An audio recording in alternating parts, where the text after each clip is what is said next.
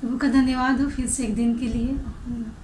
आप लोग को प्रभु यीशु मसीह के पवित्र मीठे नाम में मैं अभिवादन करती हूँ और मसीह नमस्कार करती हूँ। और आज का वचन हम देखते हैं बिना देर किए हुए। दूसरा कुरिन्थियों का 3 अध्याय और 17 पद। दूसरा कुरिन्थियों का 3 अध्याय 17 पद।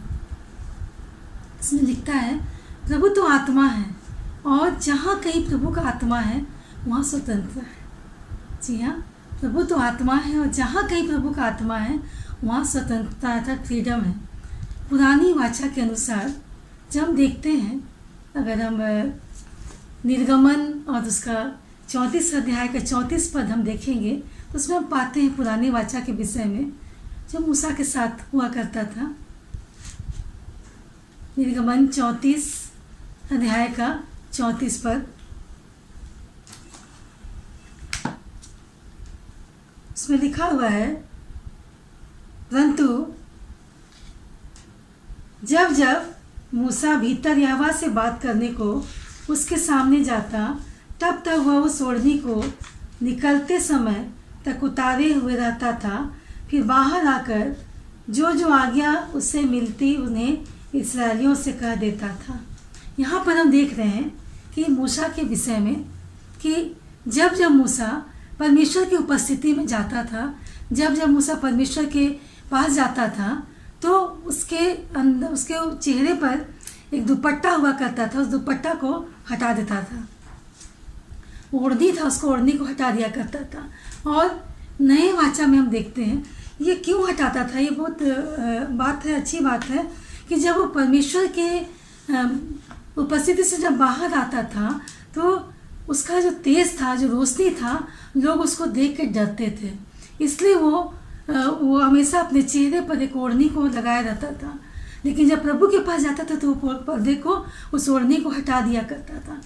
और परंतु नई वाचा में वो आत्मा जो है जो पर्दा हटाता है, और पवित्र आत्मा मसीह का प्रतिनिधि है, वह प्रभु का आत्मा है। जी हाँ, यहाँ पर हम देखते हैं कि पुराने नियम में हम देखते हैं कि परमेश्वर पर्दा को हटाता है लोगों के बीच से, है ना। और यहाँ पर प्रभु यीशु का प्रतिनिधि कौन है? आत्मा है, आत्मा है। जी हाँ, रोमी 8 अध्याय उसका 9 पद में देखते हैं क्या लिखा हुआ है। रोमियों की पत्री उसका 8 अध्याय और 9 पद। परंतु जबकि परमेश्वर का आत्मा तुम में बसता है, परंतु जबकि परमेश्वर का आत्मा तुम में बसता है, तो तुम शारीरिक दशा में नहीं परंतु आत्मिक दशा में हो। तब तुम शारीरिक दशा में नहीं पर आत्मिक दशा में हो। यदि किसी में मसीह का आत्मा नहीं तो वह उसका जन नहीं। यदि किसी में मसीह का आत्मा है तो उसका जन नहीं, है ना। यहाँ पर हम देखते हैं कि दोनों का उद्देश्य एक ही है, अर्थात दोनों का मतलब जो आत्मा है, जो परमेश्वर का आत्मा और जो उसका प्रतिनिधित्व कर रहा है, दोनों का उद्देश्य हम इसमें एक ही पाते हैं। जो हमें यूहन्ना रचित सुसमाचार उसका 15 अध्याय और उसका 26 पद में हम पाते हैं, उसमें ऐसा लिखा हुआ है, परंतु जब वह सहायक आएगा, परंतु जब वह सहायक आएगा, जिसे मैं तुम्हारे पास पिता की ओर से भेजूंगा, जिसे मैं तुम्हारे पास पिता के ओर से भेजूंगा, अर्थात सत्य का आत्मा जो पिता की ओर से निकलता है, अर्थात सत्य का आत्मा जो पिता की ओर से निकलता तो है, वह मेरी गवाही देगा, वह मेरी गवाही देगा। आमीन।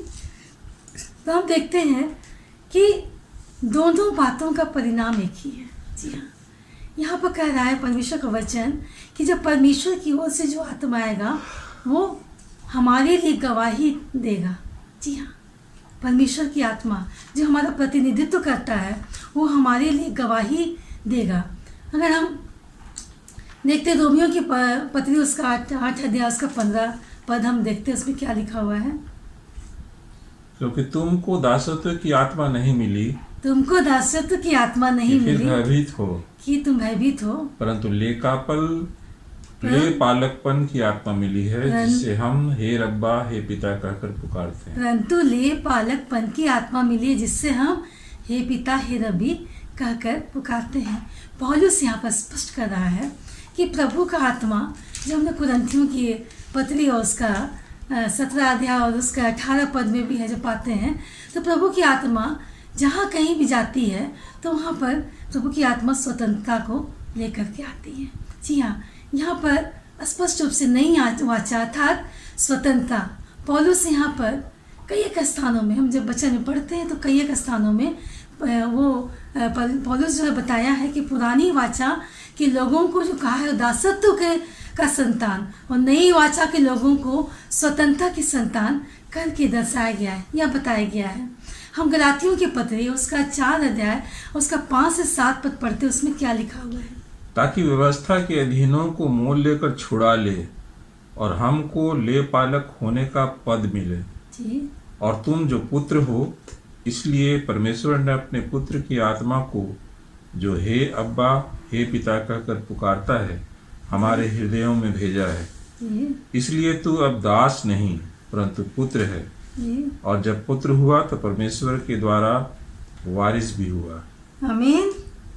परमेश्वर का वचन स्पष्ट रूप से हमको यहाँ पर बता रहा है कि मसीह यीशु ने जब अपने बलिदान के द्वारा, जी हाँ, जब उन्होंने हमारे लिए अपने आप को बलिदान किया, तब उसके बलिदान के द्वारा हम और आप छुड़ाए गए। जी हाँ, और सिर्फ उन्हें जो उस पर विश्वास रखते हैं। यहाँ भी परमेश्वर एक शर्त रखता है कि वही लोग जो परमेश्वर पर विश्वास रखते हैं उनके विषय में यहाँ बताया जा रहा है कि वे छुड़ाए गए हैं, और ताकि वे परमेश्वर की संतान बने। जी हाँ, ताकि वे परमेश्वर की संतान बने, और परमेश्वर की संतान मतलब वे परमेश्वर के वारिस होने का अधिकार उनमें है। जी हाँ, तो आज हमें वचन यही बता रहा है कि जो परमेश्वर है, जी हाँ, परमेश्वर की जो आत्मा है वो हमें जहाँ जहाँ वो आत्मा जाता है वहाँ वहाँ स्वतंत्रता प्राप्त होती है। अर्थात जो पर्दा जो हमारे जीवन में है, परमेश्वर उस पर्दे को पूरी से हटाता है और हमें अपने विश्वास के द्वारा संतान होने के लिए, हमें अपने उत्तराधिकारी बनाने के लिए परमेश्वर आज के दिन हमें आमंत्रित करता है। जी हाँ, आइए इस वचन के लिए हम परमेश्वर को धन्यवाद दें। आइए प्रार्थना करते हैं। धन्यवाद करते हैं पिता परमेश्वर कि तूने प्रभु जी ये वचन दिया। पिता परमेश्वर कि प्रभु जी जहाँ जहाँ तेरी आत्माएं जाती प्रभु जी, तू प्रभु जी प्रतिनिधित्व करती है तेरे आत्मा पिता परमेश्वर हमारे लिए प्रभु जी, और वो जहाँ जाती प्रभु जी वहाँ पर स्वतंत्रता प्राप्त होती है पिता परमेश्वर। हाँ प्रभु जी, क्योंकि तूने प्रभु जी हमें ले पालकपन की आत्मा को दिया पिता परमेश्वर, और प्रभु जी विश्वास के द्वारा प्रभु जी हम तेरे संतान होने के लिए प्रभु जी बनाए गए पिता परमेश्वर। हम उन्हीं के लिए प्रभु जी तुझे विश्वास करते हैं प्रभु जी, ताकि हम तेरे संतान हो सके, और जब तेरे संतान है प्रभु जी तो प्रभु जी हम तेरे वारिस होने के लिए प्रभु जी अपने आप को बना सके पिता परमेश्वर। धन्यवाद करते हैं प्रभु जी, इतने लोग देख रहे हैं प्रभु जी, सबके जीवन में प्रभु जी आत्मा के द्वारा प्रभु जी परमेश्वर की सच्चाई के द्वारा पिता परमेश्वर स्वतंत्रता आने पाए प्रभु जी, ताकि प्रभु जी वे भी परमेश्वर के संतान होने के लिए, वारिस होने के लिए प्रभु जी अपने जीवन को तुझसे समर्पित करने पाए पिता परमेश्वर। धन्यवाद करते प्रभु जी कि तूने प्रार्थना को सुना है। प्रार्थना प्रभु के नाम से मांगते, आमीन और आमीन।